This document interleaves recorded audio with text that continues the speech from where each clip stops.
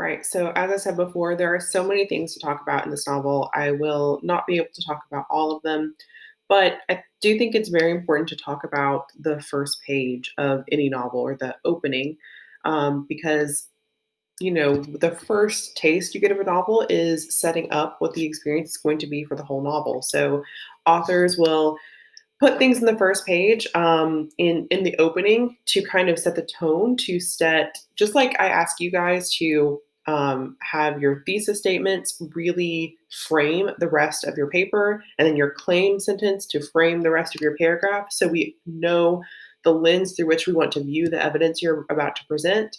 Same thing with opening statements in novels, is they're presenting this opening frame with which you're going to view the rest of the novel.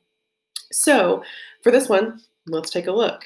I'm going to be doing a little bit of reading here, but we'll also be talking about it. So we start in the narrator's voice, which we've already talked about narration. So it says, ships at a distance have every man's wish on board. For some, they come in with the tide. For others, they sail forever on the horizon, never out of sight, never landing until the watcher turns his eyes away in resignation, his dreams mocked to death by time. That is the life of men. So that's our first paragraph. And, I wish I were talking to you live and then I could ask you questions about what you think about it. I'm just going to have to go through some thoughts about it, some things I normally hear students say about it. But so first, my first reaction to this paragraph is, this like sweeping literary thing here. It is full of metaphor. So this metaphor about ships at a distance have every man's wish on board. So I'm seeing, this an image of a ship out on the water with men's wishes on board. For some of them, they get their dreams. For others, they're always out there. They never get their dreams until the watcher. Notice that the watcher, the W, is capitalized here. Often that can mean a few different things. You probably learned that it often indicates a personification when it's a word like this. So like we're trying to indicate that this watcher, like it's a person.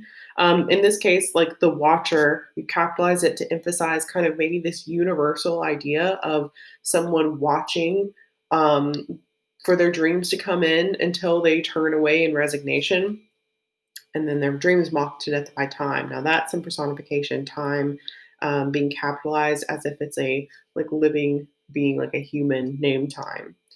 That is the life of men. Now, when I read this paragraph, it said men, but I assumed it was talking about like humanity. You know how often we use men, like mankind, to talk about humans, and it includes women. That's what I thought. But then it switches. Now, women forget all those things they don't want to remember and remember everything they don't want to forget. The dream is the truth. Then they act and do things accordingly. So now I'm looking at this and I'm like, oh, so we had this generalization here, and it was talking about um, like these ideas of men, and I thought it meant humanity, that humanity like watch their dreams, and for some of them the dreams come true, and for some of them they give up. But it wasn't talking about humanity. It was talking specifically about men, and women do something differently. So women, and it's obviously setting this up in opposition. This now here is like there's something different that women do. So they forget the things they don't want to remember everything they don't want to forget. The dream is the truth. Then they act and do things accordingly. So, what is this difference between men and women that the author is talking about? I mean, first of all, let's be clear that anytime we make generalizations about men and women, it's just not going to be true. First of all, that's a false binary, and second of all, um, like there's lots of um, even things we typically associate. So, for instance, we associate women with emotions and men with strength. There's plenty of women who identify more with strength and men who identify more with emotions. Like, it's not a thing. But for the purpose of this novel and for understanding it, we're kind of putting ourselves in the mind of what this author is saying. So what is the difference here that she's coming up with? Now, I think there are multiple interpretations, and we would talk about this normally in a class. But for me, I'll tell you what I'm getting from it. So this idea is about dreams, that apparently men and women treat dreams differently. And so men treat dreams as this thing out on the horizon, and it either comes in or it doesn't. And if it doesn't come in, they turn away in resignation. Women, for women, the dream is the truth. And that's an interesting statement to me. I can read it two ways. I read the dream is the truth as like, one, they never forget. I mean, that's something it says here. Like, they never turn away in resignation. They always keep going for their dreams. Maybe that's what it means. Or the dream is the truth, meaning that whatever their truth is, whatever is happening, they make that their dream. Maybe it's, in a sense, being more adaptable instead of turning away in resignation. Whatever is happening, they turn that into their dream. They adjust their dreams accordingly. And what says they act and they do things accordingly. So whether it's constantly working for their dreams, or making whatever their current situation is their dream, there's something maybe a little more practical is what I'm seeing, like, and persistent versus a dream that's out on the horizon and kind of just waiting. It makes men here sound a little more passive, like they're waiting for a dream to come to happen, where women are constantly doing and thinking towards this goal, um, and in a sense, like working towards it and just believing it's going to happen in some way, or believing that what they're currently experiencing is their dream. I don't know whether I feel like there's two different ways to interpret that, but that's the setup. We begin this with a distinction between men and women, and then the next paragraph starts. So the beginning of this was a woman. So obviously, this is trying to set up this dichotomy between men and women, and that this is a story about a woman. And I think that's important. We actually now I can't remember if we talked about this or not, so I'll talk about it now.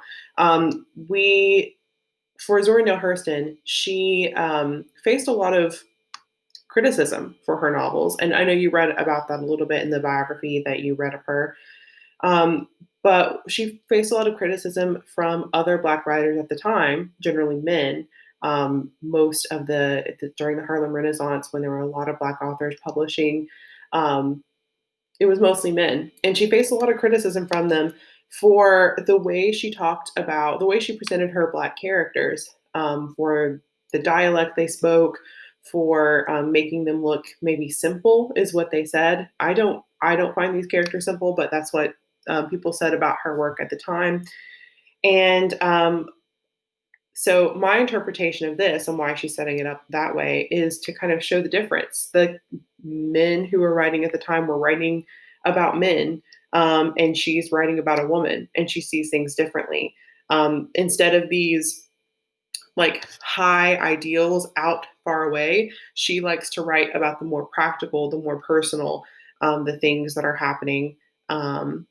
We did talk about this when we talked about narration, but she wants to talk about this woman's life. And she's kind of going ahead and shirking these expectations at the beginning that this is a story about a woman. So you need to be analyzing this from the perspective of this is a story about a woman, and this is what a woman is like. They have a dream. The dream is the truth. Maybe the dream is more practical than this high ideal, and they just do it. They don't just turn their eyes away in resignation. What this connects to for me, and I'm not going to say I'm an expert in this, but what it connects to me is one of the prominent people to criticize her was Richard Wright, who was a writer. He wrote Native Son, which is a book I adore. It is it. I read it in college as a very young person, and it like opened my eyes to so many things at the time.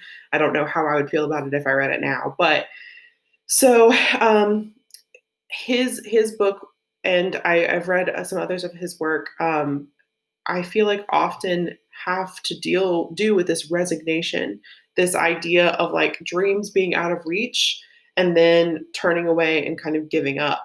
And I see that in a lot of works, particularly classic works by men often, is this idea of resignation. And I love that theme, and I think it's a very important theme, like kind of giving up and coping with the idea of giving up.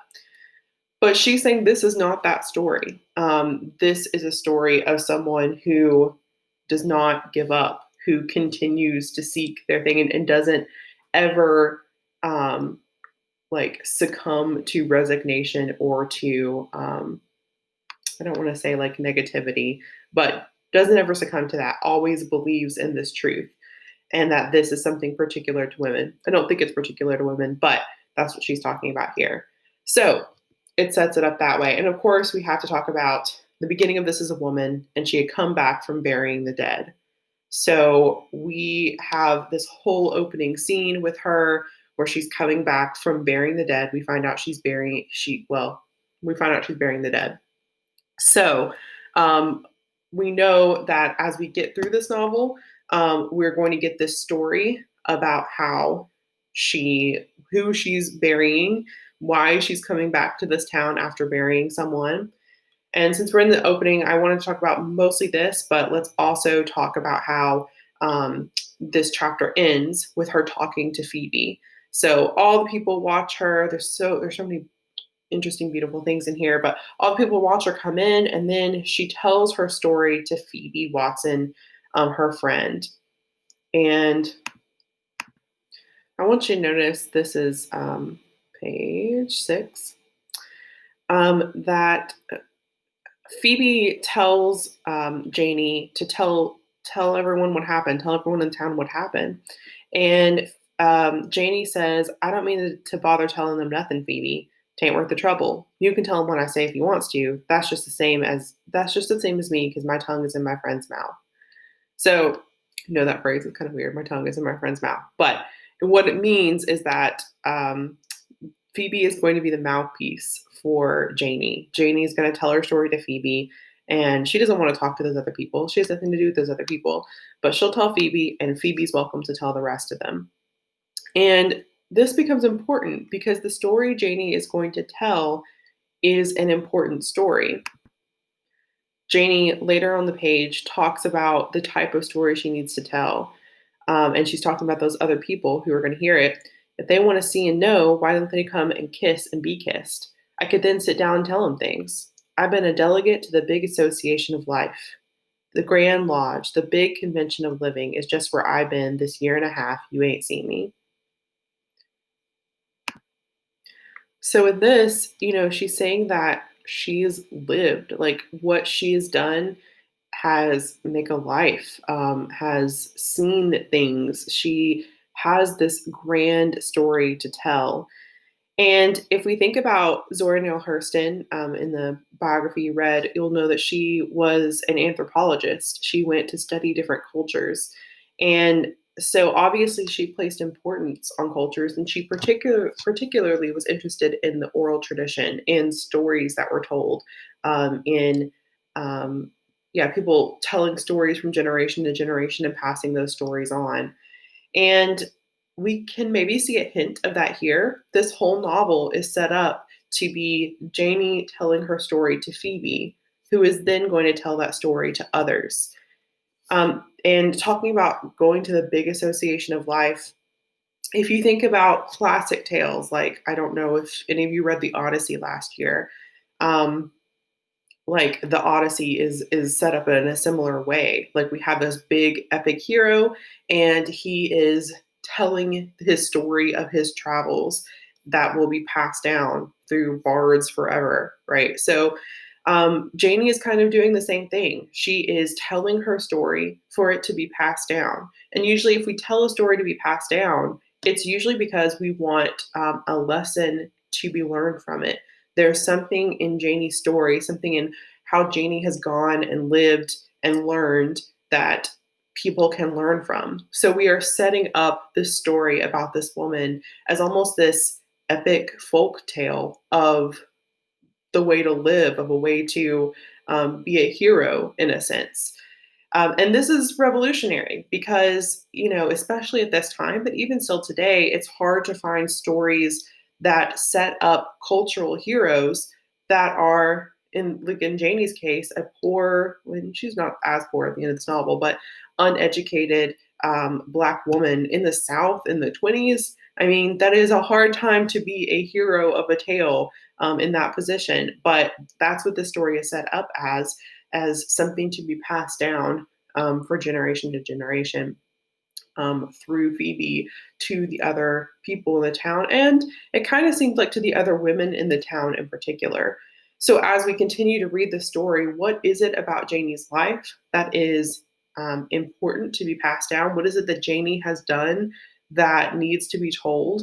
And also, how is this story kind of set up like a folk tale or a fairy tale in a sense? What are some ways that her life has these like archetypes to it that read like a story, like something you would pass down. So think about that as you continue reading this novel.